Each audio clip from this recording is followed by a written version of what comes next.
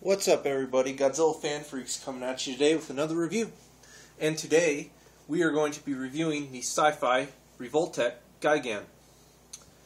Just to get started with the box, as some of you know, the revoltech boxes do come with sometimes the strips that have nice info of the revoltech or something related to it on the front.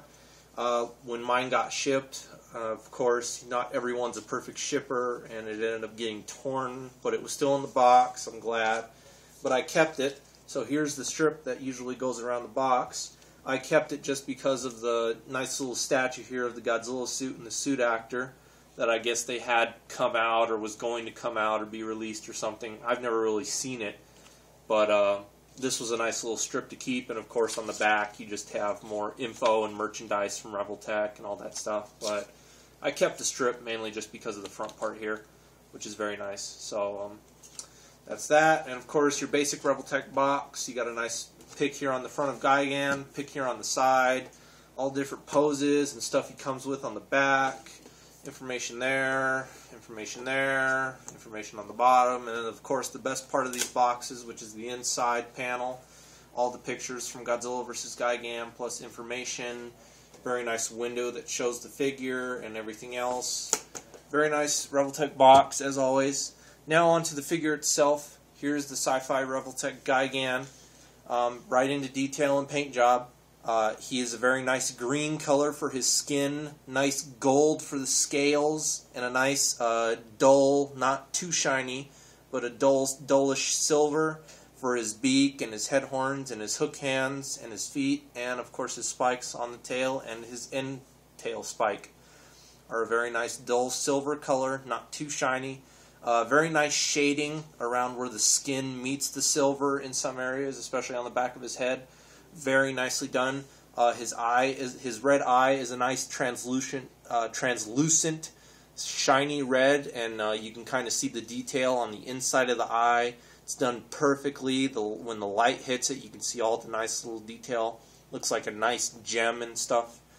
Just excellent detail all the way around with Gigan. The wings are nice yellowish, with the stems being kind of an orange yellowish, and then the very tips of his wings here are very nicely painted with the shadowing of a black, plus with a lighter tan color to be a little like a spike horn.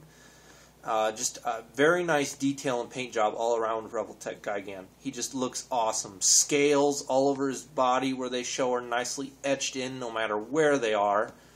I mean, and just the ripples and wrinkles in his skin are just very nicely done. And on to articulation. I mean, it is a revoltech, so you're going to have lots of articulation.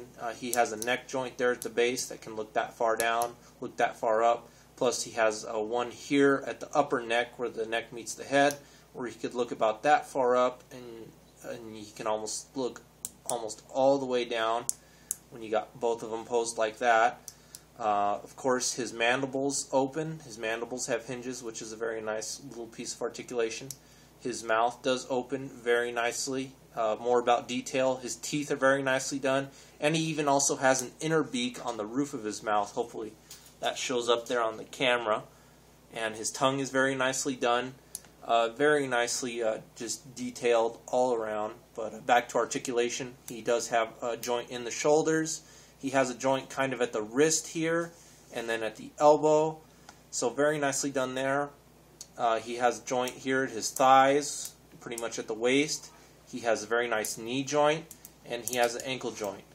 And of course, revoltech, you can hear all that clicking. They have very clicky joints.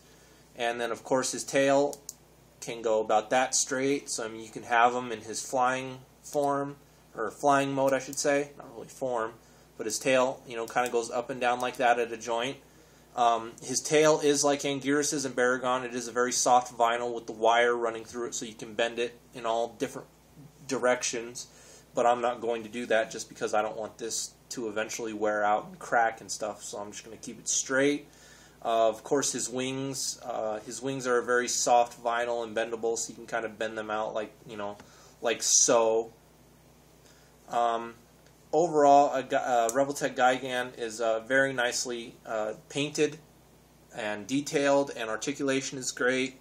Now on to accessories that he comes with. Of course, he comes with his nameplate, Gigan, from 1972, Godzilla vs. Gigan. So he comes with that. And when him and King Ghidorah were destroying the industrial area in the movie, he does come with some industrial area buildings. Let me pull that back just so I know they are getting in the camera shot. So he comes with some industrial buildings, which is very nice. And this one right here, the top of it comes off, and you can replace it with one that's busted and broken.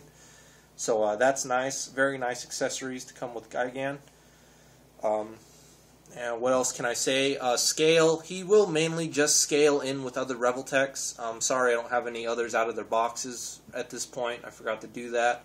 But he'll scale in with revoltechs. Other revoltechs, not so much any Bandais or SH Monster Arts. I mean, he'll just be too small. I mean, the only revoltechs that size with SH Monster Arts is Anguirus and Baragon. They are literally almost perfect. But, I mean, Gigan really just scales well with other revoltechs. Anyway, that about sums up this review. We are Godzilla Fan Freaks. This is Sci-fi Revoltech Gigan. Please comment, like, and subscribe, and we will see you guys in the next video review. Thank you for watching.